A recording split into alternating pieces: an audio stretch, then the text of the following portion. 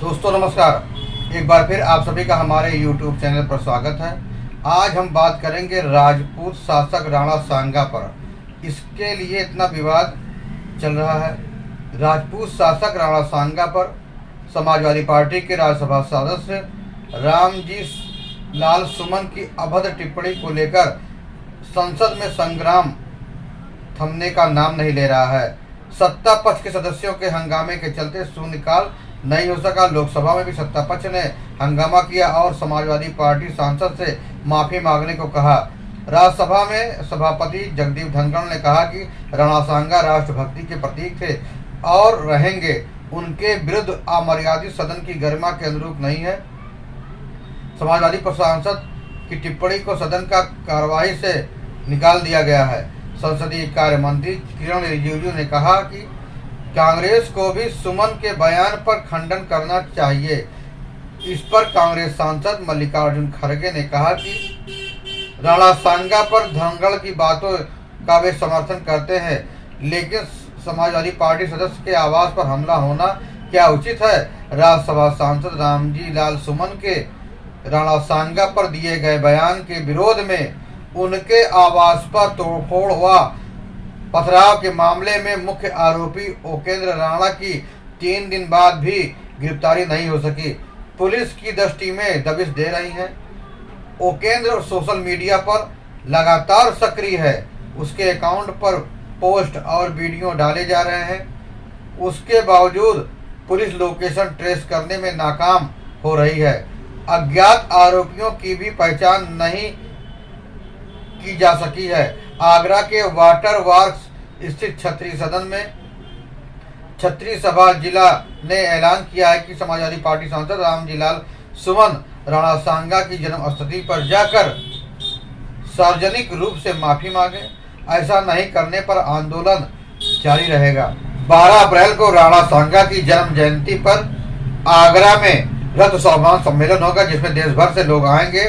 राणा सांगा पर की गई टिप्पणी मामले में चर्चाओं में चल रहे राज्यसभा सांसद रामजी लाल सुमन को दिल्ली से आगरा लौटे। उन्होंने कहा कि 12 अप्रैल को करणी सेना ने फिर से प्रदर्शन का ऐलान किया है। प्रशासन हमें बता दे, अगर उनकी मजबूरी है तो हम अपने आप निपट लेंगे। प्रदेश में जंगल राज और खुली गुंडाई हो रही है। सांसद ने उनके आवास बड़ी संख्या में कार्यकर्ताओं से मुलाकात की। सांसद ने कहा कि करणी सेना ने उनके आवास पर नहीं बल्कि पीडीए दलित और शोषित पर हमला किया है। जिस दिन मुख्यमंत्री शहर में थे उस दिन भी कई थानों से होते हुए बुलडोजर लेकर लोग आ गए। यह सुनियोजित षड्यंत्र था। कानून का राज यूपी में खत्म हो गया। ये कौन कह रहा है? ये रामजी लाल सुमन कह रहे हैं। उन्होंने कहा कि राज्यसभा में सभापति ने बोलने के लिए मेरा नाम पुकारा, लेकिन सदन में अव्यवस्था के कारण मैं अपनी बात नहीं रख सका। बहुजन समाज पार्टी की सुप्रीमो मायावती ने कहा कि आगरा में हुई घटना के साथ समाजवादी पार्टी के मुखिया अखिलेश यादव को समाजवादी सरकार में 2 जून 1995 को लखनऊ स्टेट गेस्ट हाउस में मेरे ऊपर कराए गए जानलेवा हमला की भी याद करना चाहिए। उनके लिए समाजवादी पार्टी को पश्चाताप भी करना चाहिए। मायावती ने शुक्रवार को बयान जारी कर कहा कि आगरा की घटना की आड़ में अब समाजवादी पार्टी राजनीति रोटियां सेकना बंद करे और इस घटना की तरह यह दलितों का और उत्पीड़न न कराया जाए। इंडिया गठबंधन में सहयोगी समाजवादी पार्टी ने मुस्लिम तुष्टीकरण की सारी हदें पार कर दी हैं।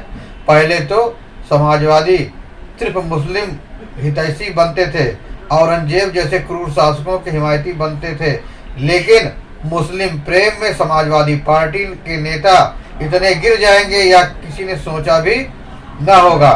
इंडी गठबंधन और समाजवादी पार्टी हिंदुओं का गौरवशाली इतिहास बिगाड़ने में जुटी हुई है।